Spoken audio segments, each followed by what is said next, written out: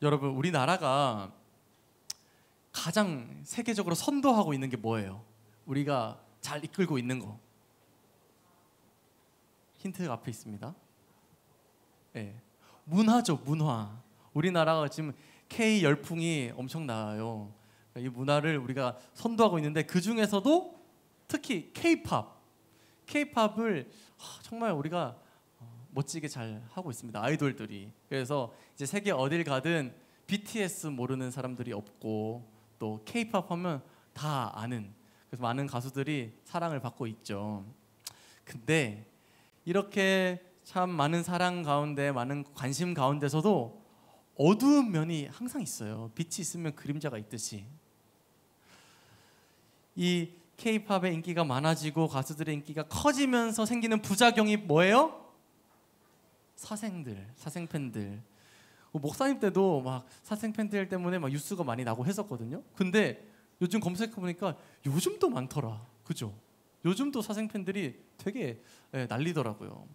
여기 앞에 이제 사진은 김재중인데요. 한 프로그램 나와서 사생팬에 대해서 이런 얘기를 하더라고요. 하루는 집에 있는데 모르는 번호로 이게 문자가 왔대요. 사진이. 근데 자기 뒷모습 있는 거예요, 사진에. 그러니까 사생팬이 집에 숨어 있어서 뒤에 나 너희 집에 있어 이렇게 사진을 보낸 거죠. 또 이제 스케줄 소화하러 가는데 사고가 난 거예요. 알고 보니까 사생팬이 얼굴 한번 보려고 일부러 사고를 냈대요. 참 문제입니다, 문제. K-팝이 이렇게 사랑받고 가수들이 사랑받는 건 좋은 일이지만 한편으로는 이런 부작용들, 안 좋은 일들이 있다는 거죠. 여러분, 사생팬, 왜 사생팬 같은 사람들이 생기는 걸까요? 왜? 마음이 잘못돼서 그래요. 뒤틀어진 마음 때문에 그렇습니다. 한 사람의 팬으로서 가수를 응원하고 또 지지하고 그렇게 팬심을 발휘해야 되는데 이 사람을요, 소유하고 싶고 막 독점하고 싶고 이렇게 잘못된 그 마음 때문에 안 좋은 결과가 나타난 것이죠. 여러분, 이렇게 우리의 마음이 중요하다. 무엇이 중요하다고요? 마음이 중요하다. 마음의 중심에 어떤 것을 담고 있느냐에 따라서 건강한 팬이 되기도 하고 한편으로는 이렇게 사생팬이 되기도 하는 것처럼요. 우리의 믿음에 있어서도 마찬가지예요. 믿음의 삶에 있어서도 우리 마음의 중심에 무엇을 담느냐에 따라 우리는 정말 건강하고 바른 믿음의 사람이 되기도 하고 그 반대가 되기도 하는 거죠. 그렇다면 우리는 이 마음의 중심에 무엇을 담고 믿음 생활을 해야 될까요? 어떻게 하면 이 실전 믿음의 삶을 잘 할 수 있을까요? 오늘도 베드로의 이야기를 통해서 우리가 어떤 중심을 가지고 살아야 할지 한번 살펴보도록 하겠습니다. 네, 베드로는요, 지금 1세기 초대교회를 세워가는 그런 과정 가운데 있었어요. 1세기 초대교회는요, 아주 불안했지만 또 아주 순결했단 말이죠. 예수님의 죽으심과 또 그 부활이라는 그 복음 아래에 많은 사람들이 교회로 모여들어서 그분의 가르침을 따르고 그분의 복음을 실천하며 살아가는 그러한 교회였어요. 초대교회. 이렇게 믿음의 공동체가 이루어지는데 사람들이 많이 모일 거잖아요. 그러면 당연히 돈 많은 사람, 가난한 사람, 이렇게 경제적인 소득이 천차만별이겠죠. 근데 이 초대교회가 얼마나 대단했냐 하면 이 돈 많은 사람들, 부자들이 시키지도 않았는데 한 명, 두 명씩 자기 재산을 팔기 시작하는 거예요. 집 팔고 땅 팔고 자동차는 없으니까 그 당시에. 그래요. 이렇게 자기의 소유를 팔아서 가난한 사람들에게 나눠주고 이런 일들이 초대교회 가운데 일어나기 시작했어요. 정말로 사랑이 아주 충만한 공동체였습니다. 이제 그런 일을 한 사람 중에 대표적인 사람이 있는데 이제 이름 들어본 친구들도 있을 거예요. 바나바라는 이제 사람이 또 이런 일을 했어요. 자기의 재산을 팔아서 가난한 사람들에게 나눠주는. 그리고 훗날에 바나바는 이제 초대교회의 지도자가 되고 또 바울을 돕는 복음의 전도자, 동력자가 되었었죠. 이런 멋진 일들이 일어나는 초대교회 가운데 오늘 본문에 등장한 부부 아나니아와 삽비라도 자신의 재산을 팔았어요. 이런 선한 일에 동참하는 그 대열에 합류하게 된 거죠. 그런데 아나니아와 삽비라는 조금 수상합니다. 뒤가 구려요. 한번 어떤 일이 일어나는지 한번 볼게요. 한번 2절의 말씀 다 같이 한번 읽어볼게요. 앞에 보고 다 같이 시작. 그 값에서 얼마를 감춤해 그 아내도 알더라. 얼마만 가져다가 사도들의 발 앞에 두니. 무슨 일이 일어났어요? 아나니아와 삽비라도 재산을 팔았어요. 팔긴 팔았는데 그 값에서 얼마를 감추었대요. 얼마를 숨겨놓고요. 그 일부만 가지고 사도들에게 가지고 갔다는 거예요. 그런데 이것을 베드로가 모를 리 없었어요. 베드로가 이 사실을 알고는요, 아나니아를 아주 강하게 꾸짖습니다. 네, 3절도 다 함께 같이 읽어볼게요. 다 같이 시작. 베드로가 이르되 아나니아야 어찌하여 사탄이 네 마음속에 가득하여 내가 성령을 속이고 땅값 얼마를 감추었느냐. 이렇게 아나니아를 아주 강하게 혼내는데요, 그 순간 끔찍한 일이 벌어지고 말아요. 거짓이 탄로난 아나니아가 갑자기 땅에 엎드려집니다. 그 자리에서 즉사하고 말아요. 이것은요, 여러분, 하나님의 심판이었습니다. 초대교회가 정말 순결하고 믿음과 사랑이 넘치는 공동체로서 이제 성장해가는 그 과정 가운데 하나님을 속이려는 죄가 아나니아를 통해 들어오는 것을 하나님이 막기 위해서 아주 강한 징계를 내리신 것이었어요. 이렇게 아나니아는 성령을 속이려 했기 때문에 죽고 말아요. 비단 사도, 사람을 속이려 한 게 아니었습니다.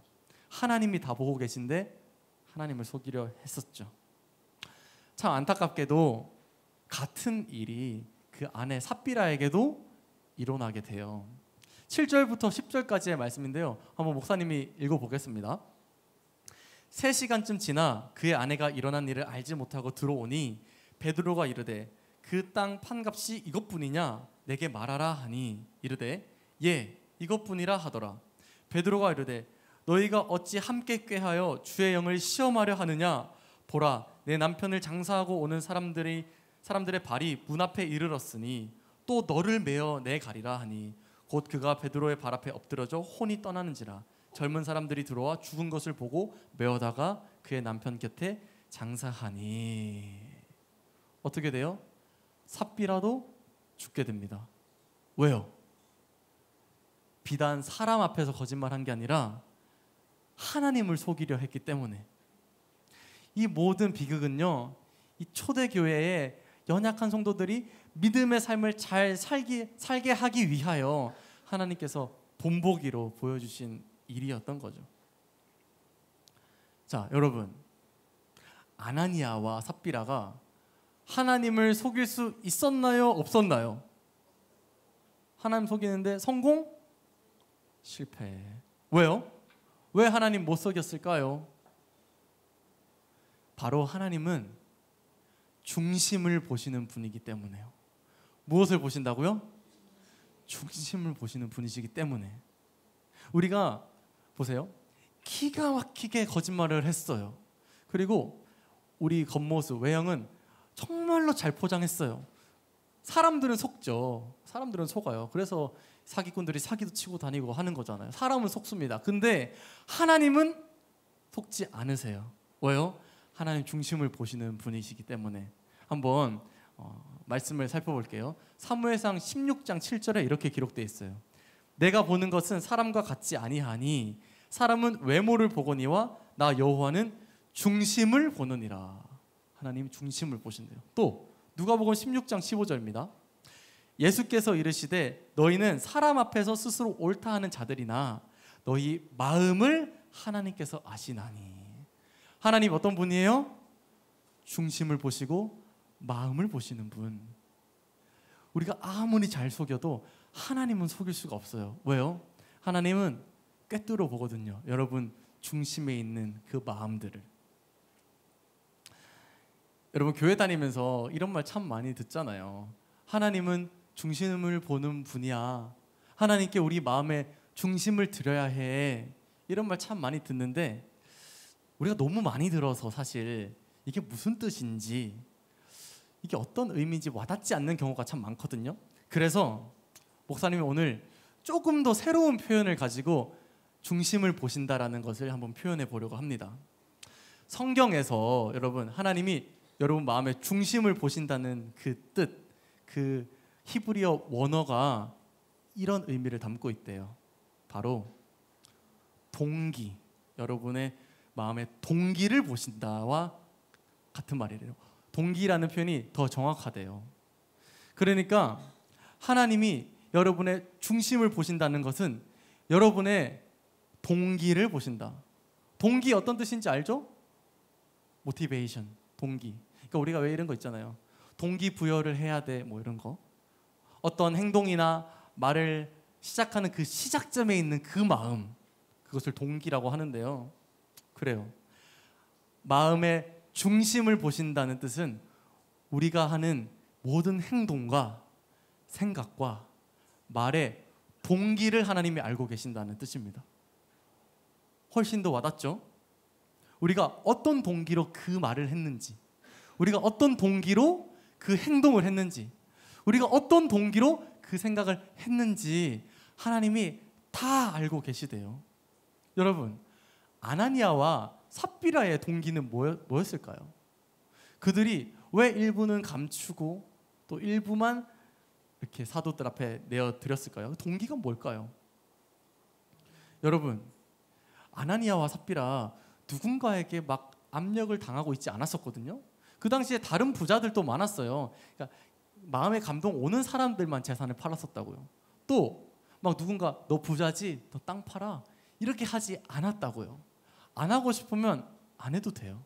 또 믿음이 부족했으면 사도들에게 솔직하게 말하면 되는 거죠. 아, 제가 믿음이 부족해서 일부밖에 못 팔았어요. 이 일부 하나님께 올려드려요 라고 해도 우리 하나님은 기쁘게 받으시는 분이라고요. 근데 왜 굳이 다 팔지도 않아 놓고 일부 감춰 놓고 사도 앞에 가서는 이게 제가 판 전부입니다, 저의 전부를 드려요 라고 쇼를 했을까? 그 동기가 뭐였을까요? 그 동기는요, 허영심과 시기심이었습니다. 아까 바나바 이야기를 했었죠. 바나바가 자기의 재산을 다 팔아서 이렇게 헌신을 하니까요, 사람들이 오, 바나바 칭찬하는 거예요. 또 바나바가 교회에서 점점 중요한 사람이 되는 거예요. 이것을 보고 아나니아와 삽비라도 그렇게 되고 싶었던 거예요. 그래서 일부는 감춰놓고 숨겨놨으면서도 거짓말로 저 다 드리는 거예요 하면서 꾸며낸 거룩한 행위를 했었죠. 허영심과 시기심. 맞아요. 아나니아와 삽비라의 진짜 죄는요, 인색한 게 아니었어요. 하나님께 다 드리지 못한 그 아까워하는 마음, 인색함이 아니라요, 하나님을 향한 잘못 가지고 있던 뒤틀어진 동기, 그것이 아나니아와 삽비라의 진짜 죄였던 것입니다. 그런 아나니아와 삽비라에게 베드로는 이렇게 꾸짖죠. 너희가 성령을 속이는구나, 하나님께 거짓말을 하고 있구나 라고 꾸짖습니다. 여러분, 근데 이 음성이요, 베드로의 이 꾸짖음이 사실 우리에게도 들려야 해요. 우리도 그 음성을 들어야 합니다. 베드로는 우리에게 동일하게 말하고 있어요. 믿음의 삶을 잘 살아내고 싶니? 하나님을 향한 동기를 바르게 하거라. 믿음의 삶을 잘 살아내고 싶니? 너희 마음에 하나님을 향한 동기가 어떤지 잘 살피거라. 이렇게 우리도 역시 베드로의 그 꾸짖음을 들을 필요가 있습니다. 우리는 어떤 동기를 가지고 살고 있나요? 여러분, 여러분의 일상 속에서 여러분의 그 마음의 동기가 정말 바르다고 자신할 수 있으세요? 저는 허영심과 시기심 없어요. 저는 하나님만 바라보고 모든 행동을 해요 라고 할 수 있으세요? 쉽지 않아요. 쉽지 않아요. 우리의 동기는 참 연약한 경우가 많습니다.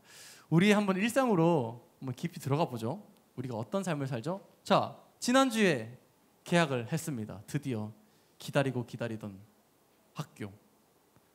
학교에서 여러분 무엇을 하나요? 학교에서 여러분들이 주로 뭘 해요? 공부를 하잖아요. 공부. 네.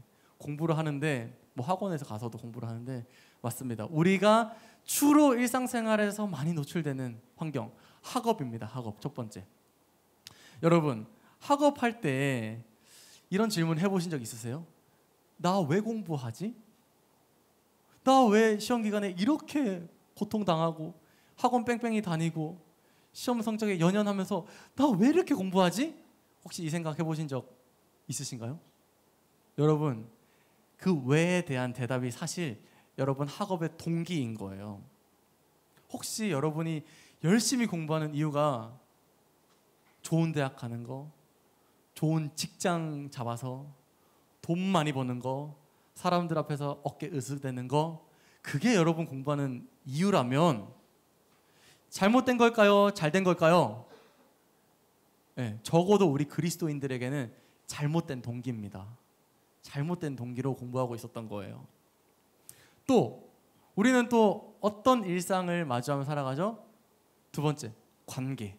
특별히 여러분들 또래에는 친구 관계, 또래 관계가 참 중요한데요. 여러분들 친구들과 인간관계, 친구 관계 맺으면서 어떤 동기를 가지고 있어요?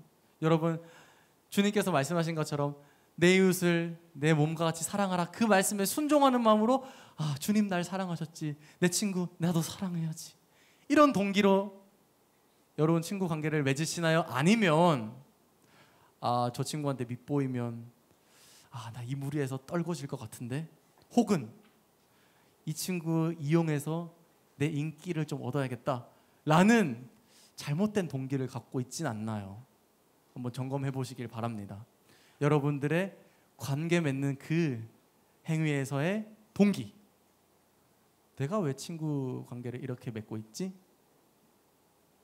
마지막, 교회죠. 교회 생활. 우리는 또 교회 생활이라는 일상을 살아냅니다. 예배에 나오고 또 예배를 섬기는 친구들도 있죠. 여러분들이 예배에 오고 예배를 섬길 때 어떤 동기를 가지고 하시나요?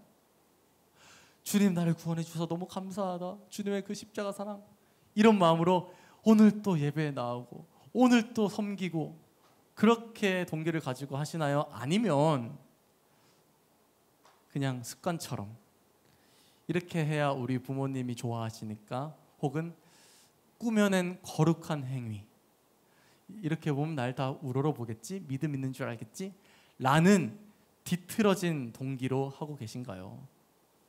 한번 여러분의 일상 가운데 마음의 동기를 한번 잘 점검해 보시기 바랍니다. 동기가 잘못되면 나쁜 열매를 맺을 수밖에 없어요. 여러분, 하나님은요 절대로 속지 않으십니다. 왜?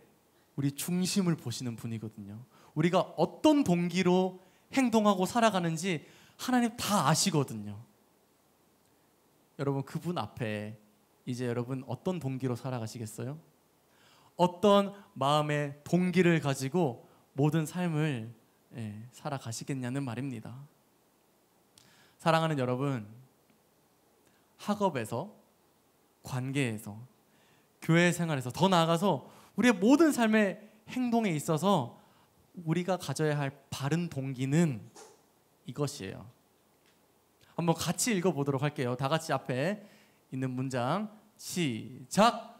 우리의 모든 삶의 동기는 하나님을 사랑하는 것이어야 합니다. 한 번 더요. 시작. 우리의 모든 삶의 동기는 하나님을 사랑하는 것이어야 합니다. 아멘인가요? 아멘. 왜요? 왜일까요? 왜 하나님을 사랑하는 게 우리 모든 삶의 동기가 돼야 돼요? 왜?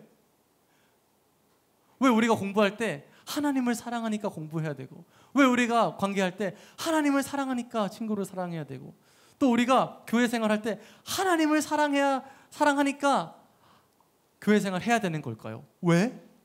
왜? 그 정답은요, 주님께서 우리에게 먼저 보여주신 그 사랑이 있어요. 우리가 이미 죄인 되었을 때에 우리에게 먼저 다가오셔서 죽어있던 우리를 살리신 그 사랑, 그렇게 우리가 살아났기 때문에 공부도 하는 거고 친구도 사귀는 거고 예배도 드리는 거잖아요. 하나님의 그 사랑 때문에 우리가 모든 것을 할 수 있게 됐잖아요. 우리 받은 그 십자가 사랑이 우리가 하나님 사랑을 가지고 모든 일을 해야 되는 그 이유입니다. 하나님을 사랑하면서 하나님께 영광 돌리기 위하여, 그리고 그 공부한 것들로 또 하나님 나라를 확장해 나가기 위해서 공부해야 되고요. 여러분, 또 친구를 만날 때, 또 이웃을 사귈 때 나를 구원하신 하나님, 비참한 인생에서 나를 건지신 그 사랑, 내 이웃에게, 내 친구에게 나눠줘야겠다, 그 마음으로 관계를 맺어야 되고요. 또 교회에서 섬기고 예배드릴 때 그 구원의 감격에 벅차서 예배드리고 섬겨야 된다는 말이에요. 여러분, 우리 마음의 중심, 우리 마음의 동기가 우리로 믿음의 삶을 살게 하는 정말 핵심적인 비결임을 깨달으시길 바라요. 근데 잘 안 돼요. 아까 말했던 것처럼 우리의 마음이 정말 쉽지 않습니다. 내 마음인데 내 마음대로 안 돼요. 어떻게 하면 좋을까요? 내 나름대로 선한 동기로 한다고 했는데 자꾸만 나도 모르는 새 불순한 동기를 가지게 되는 게 연약한 우리들이죠. 그럴 때 어떻게 할까요? 여러분, 우리 기도할 수 있잖아요. 기도하면서 주님, 제 마음에 주님의 사랑 부어주세요. 그 주님의 사랑 가지고 모든 일을 하고 싶습니다. 하나님을 사랑하는 것이 내 동기가 되어서 숨쉬고 호흡하고 살아가고 싶습니다. 이렇게 여러분 기도할 때 하나님은 일하신다. 아멘. 여러분의 동기가 조금씩 하나님을 사랑하는 것으로 회복되기 시작할 거예요. 사랑하는 여러분, 한 주간 학교 다니시느라 참 고생 많으셨고요. 이제 또 세상 가운데 나아가야 하는데 우리의 마음의 중심, 마음의 동기가 어떻게 되어야겠습니까? 바라기는 정말로 하나님을 간절히 사랑하고 바라는, 하나님 사랑하는 동기를 가지고 모든 삶의 자리에서 모든 일들 감당해 나가시는 여러분들 되기를 축복합니다. 목사님의 한마디로 오늘 설교 마치도록 할게요. 목사님의 한마디. 여러분, 하나님 보시기에 마음의 동기가 사랑스러운 믿음의 삶 살아냅시다.